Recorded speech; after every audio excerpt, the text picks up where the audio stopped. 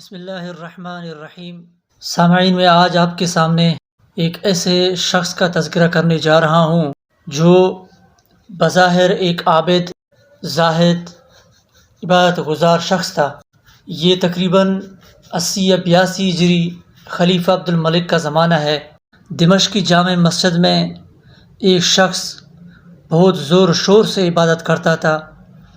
اس نے اپنی عبادت سے کافی لوگوں کو متاثر کر دیا تھا۔ کافی لوگ اسے ولی اللہ اور بزرگ تصور کرنے لگے تھے اور اس کے گرد جمع ہونے لگے اور اس کو ایک بہت بڑا ولی کا درجہ دینے لگے۔ لیکن حقیقت یہ تھا کہ وہ کوئی ولی اللہ یا اللہ کا عبادت گزار بندہ نہیں تھا، بلکہ وہ شیطان اور نفس کا پیروکار تھا۔ یہ عبادت اور ریاضت اس وجہ سے کرتا تھا تاکہ لوگ مجھے ولی سمجھیں اور مجھ پر بھروسہ کریں۔ وہ حقیقت میں ایک جھوٹا مدعی نبوت تھا۔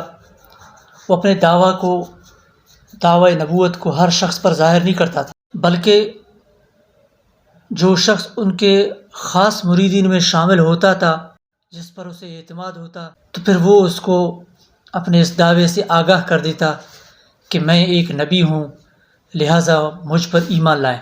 اور وہ اس دوران جھوٹی کرامت بھی دکھاتا تھا۔ اس کے کرامت میں یہ آتا ہے کہ وہ گرمی کے موسم میں سردی کا پھل لے آتا تھا، لوگوں کو دکھاتا، اور سردی کے موسم میں گرمی کے موسم کا پھل لاتا۔ حتیٰ کہ وہ جامع مسجد دمشق میں جو لگے ہوئے سنگ مرمر تھے، ان پر انگلی مارتا تو وہ تسبیح پڑھنے لگتے، تو لوگ اس کو بڑا ولی اللہ سمجھنے لگے کہ یہ اس کے کرامات ہیں، حالانکہ وہ یہ سب کچھ شیاطین کے مدد سے اور شیاطین کے تعاون سے کر رہا تھا۔ تو ہوا ایک مرتبہ ایسا کہ ایک شخص قاسم نامی، اس کا نام تھا حارث بن سعید، یہ جو جھوٹے مدعی نبوت تھا اس کا نام تھا حارث بن سعید۔ تو اس کے پاس ایک شخص آیا، قاسم اس کا نام تھا، وہ اس کا مرید بننا چاہتا تھا۔ جب وہ اس کے مرید بننے کے لیے آیا، اس نے اس کو اپنا مرید سمجھ کے وہ جو خفیہ دعویٰ تھا اس کا نبوت کا، وہ اس نے اس پر ظاہر کر دیا۔ تو یہ شخص حیران رہ گیا کہ ایک ایسا شخص جس کی عبادت اور ریاضت پورے علاقے میں مشہور ہے، جو ولی اللہ ہے، جو اللہ کا ولی اور بزرگ بنا ہوا ہے، اس کے منہ سے میں یہ کیا باتیں سن رہا ہوں۔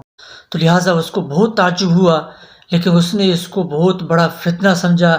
فوراً جا کر قاضی شہر کو یہ پورا قصہ اور اس کا سارا ماجرا سنایا۔ تو قاضی شہر سے یہ بات خلیفہ تک پہنچی۔ خلیفہ نے اس کو گرفتار کرنے کا حکم دے دیا۔ قبل اس کے کہ اس کو گرفتار کیا جاتا، تو اس نے اس خبر کے متعلق سن لیا تھا، تو فوراً روپوش ہو گیا، لوگوں کے نظروں سے غائب ہو گیا اور کسی کو دکھائی نہ دیا۔ کچھ عرصہ ایسے روپوش رہا۔ اس کے بعد اسی کے 2 مریدین ایسے تھے جنہوں نے توبہ تائب ہو کر اس کے چالوں سے توبہ کیا اور اس کے دھوکہ بازیوں سے باز آئے۔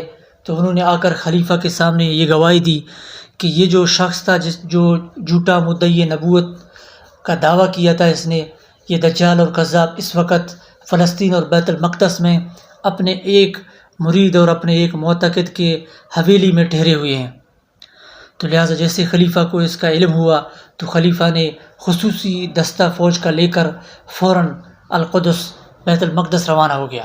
وہاں جا کر اس نے پوری تحقیق اور تفتیش کے بعد اس گھر کا، اس حویلی کا پتہ لگا لیا کہ یہ دجال کہاں ٹھہرے ہوئے ہیں۔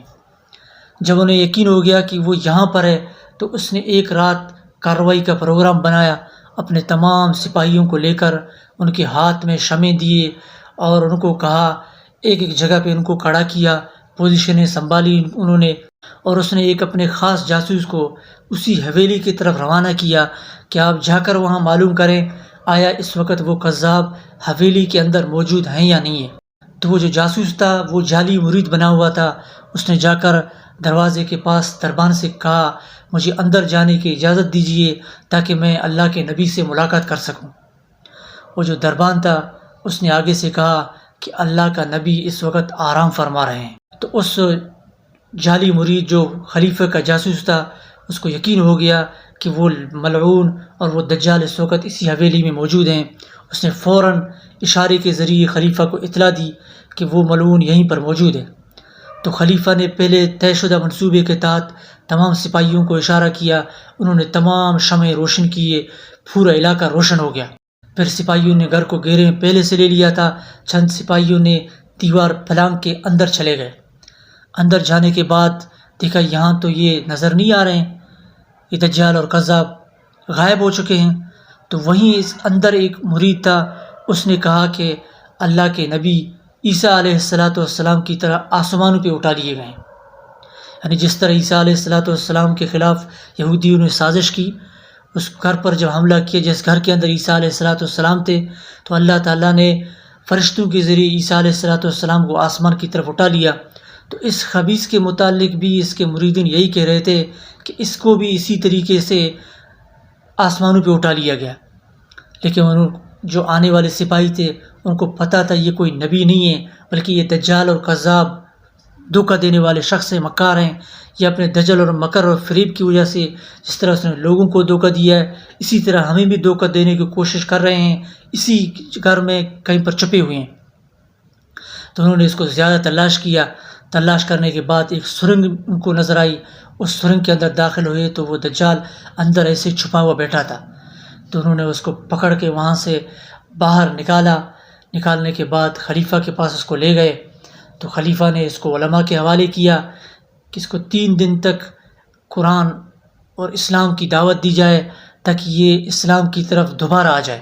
لیکن 3 دن تک اس کو اسلام کی دعوت دینے کے باوجود وہ اپنے اس دعوے سے دستبردار نہیں ہو رہا تھا، کیونکہ اسلام کا حکم بھی یہی ہے، جو شخص علیاذ باللہ مرتد ہو جائے، اسلام سے پھر جائے، تو اس کو دوبارہ اسلام پیش کیا جائے گا، 3 دن تک اس کو دعوت دی جائے گی۔ اس کے بعد اگر وہ اپنے عقائد اور نظریات سے، اپنے دعوے سے باز نہیں آتا تو اس کو قتل کر دیا جائے گا۔ تو اسی طریقہ اس پر بھی 3 دن تک یعنی اسلام کو پیش کیا گیا، اس کو جو شکوک و شبہات تھے اس کو دور کرنے کی کوشش کی گئی، لیکن وہ کسی طریقے سے اس بات پہ راضی نہیں تھا کہ وہ دوبارہ اسلام میں آ جائے۔ تو لہٰذا فیصلہ یہ ہوا کہ اس کو سزائے موت دی جائے گی۔ تو جب اس کو سولی پہ چڑھایا گیا تو خلیفہ نے دجال جو جلاد تھا اس کو حکم دیا کہ اس کو نیزہ مارا جائے۔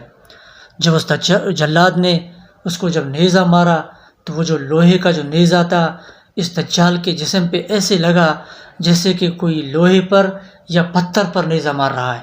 تو وہ جلاد حیران رہ گیا کیونکہ اس نے ایک عجیب اور انوکھی چیز دیکھی، لیکن وہ جو خلیفہ تھا وہ بڑا عالم اور بڑا جاننے والا تھا۔ اس نے جو جلاد تھا اس سے کہا کہ آپ نے اس نیزے کو مارتے ہوئے اللہ کا ذکر کیا تھا نہیں کیا تھا؟ اس نے کہا میں نے تو ذکر نہیں کیا تھا۔ اس نے کہا جب دوسری مرتبہ جب مارو گے نا تو اللہ کا نام لے کر اللہ کا ذکر کرتے ہوئے مار۔ جب اس نے اللہ کے ذکر سے اس کو نیزہ مارا تو نیزہ اس کے جسم سے پار ہو گیا، وہ وہیں پر مردار ہو گیا، جہنم واصل ہو گیا۔ تو خلیفہ سے کسی نے پوچھا کہ آپ کو کیسے پتہ تھا کہ اللہ کا ذکر کرتے ہوئے جلاد اس کو خنجر یا نیزہ مارے گا تو یہ اس پر اثر کرے گا؟ تو خلیفہ کہنے لگا کہ اس کی حفاظت جنات اور شیاطین کر رہے تھے، اس کو اس نیزے سے وہی بچا رہے تھے، اور جہاں اللہ کا ذکر ہوتا ہے، اللہ کا نام لیا جاتا ہے تو وہاں جنات اور شیاطین نہیں ٹھہر سکتے۔ تو لہٰذا اس وجہ سے جب نیزہ چلاتے ہوئے اللہ کا ذکر کیا گیا تو وہ نیزہ نے اس کو اثر کر کے دکھا دیا۔